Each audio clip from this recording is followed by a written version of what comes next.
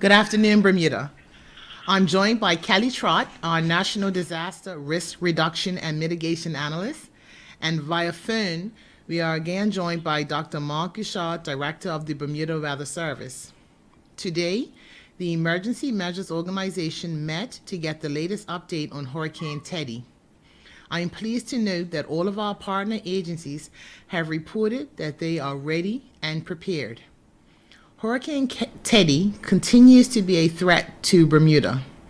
However, based on the latest forecast, this weather event is expected to be similar to what Bermuda would experience when it goes through a winter gale storm. However, as we are also in hurricane mode, we have made some safety decisions we feel are important in order to protect our community.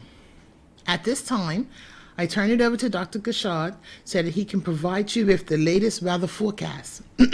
Following Dr. Gouchard's overview, I will provide you with an update on government services.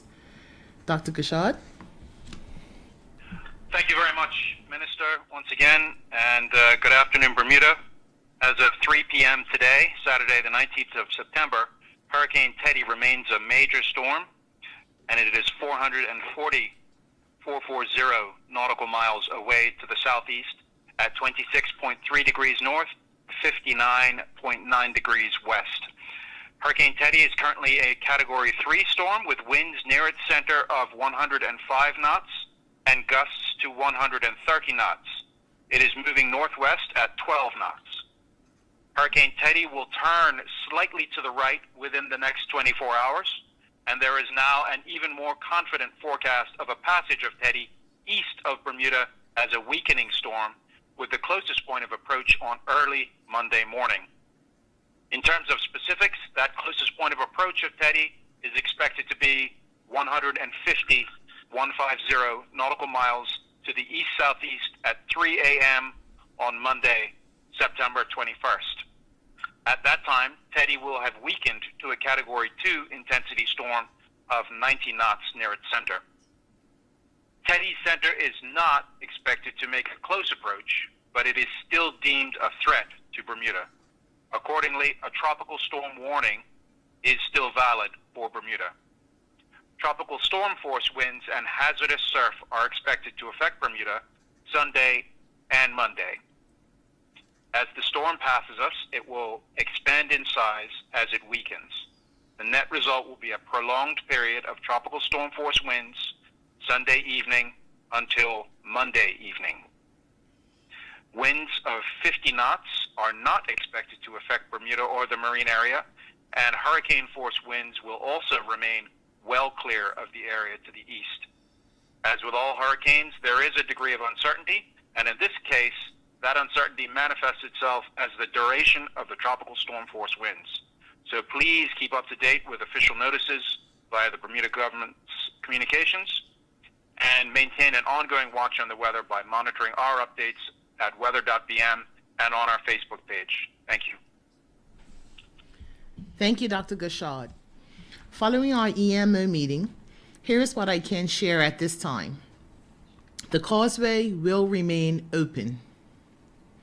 The L.F. Wade International Airport will remain open, and the necessary staff will be on hand at the airport to conduct customs and immigration clearance. Additionally, the Department of Health will also be on hand to conduct COVID-19 testing for arriving passengers at the airport. Also, the call center and the MDL lab at the Southside testing facility will be open. However, the Pirot testing facility will be closed. As it relates to public transportation, the bus service will operate on Sunday, with the last bus being at 9 p.m. There will be no bus service on Monday. The ferry service will finish tomorrow at noon and resume commuter service on Tuesday, September 22nd.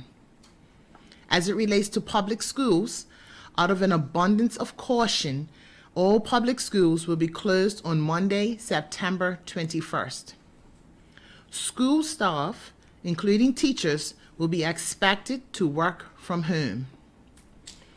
Principals and custodians will conduct an assessment of schools during the day as instructed by the Commissioner of Education.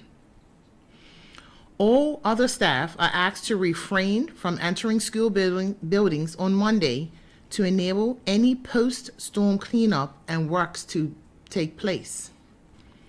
Public schools will reopen on Tuesday, September 22nd. All government buildings will be closed on Monday, reopening on Tuesday.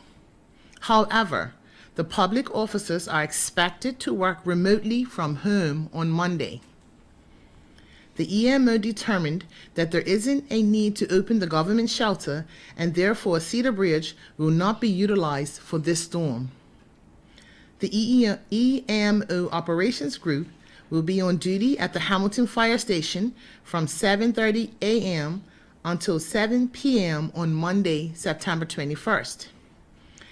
If there is anyone who needs to report any storm-related damages, they can call 261-4366 or 261-4EMO.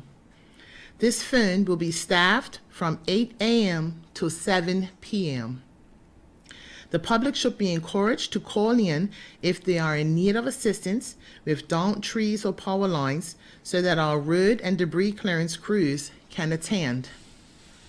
That number again is 261-4366 or 261-4EMO. Following the passage of Hurricane Teddy on Monday morning, our critical work crews from the Department of Parks, the Royal Bermuda Regiment, and the Ministry of Public Works will do an assessment of the roads and clear any debris. We are asking the public to be mindful of these necessary works and to please, if you can, avoid traveling the roads so that our teams can conduct their necessary works. Finally, to all of our residents, I don't have to remind you that we are still in the midst of a pandemic. Please continue to exercise caution and common sense, and please remember to engage in the right health and safety activities during this time. The EMO will meet again tomorrow, and following that meeting, we will provide another public update. Thank you.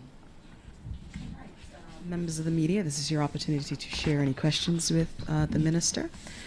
Jonathan Bell from the Royal Gazette and Trevor Lindsay from TNN. Jonathan? Trevor?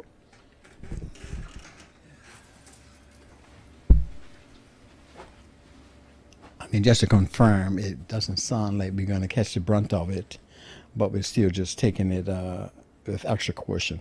Yes. We're acting in an abundance of caution. I really don't have much to say, so thank you, and you stay safe. You stay safe as well. Thank you, members of the media, for joining us. Thank you, members of the public, for tuning in. That concludes today's press briefing on Hurricane Teddy. Thank you. Thank you.